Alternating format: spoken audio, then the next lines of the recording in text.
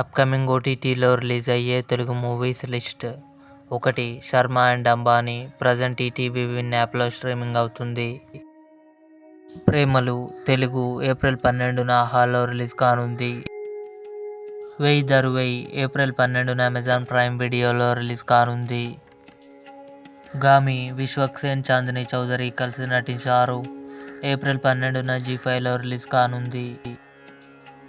'ఓం Bhim bush' Shri Vishnu, Rahul Ramakrishna, Priyadarshi కలిసి నటించారు.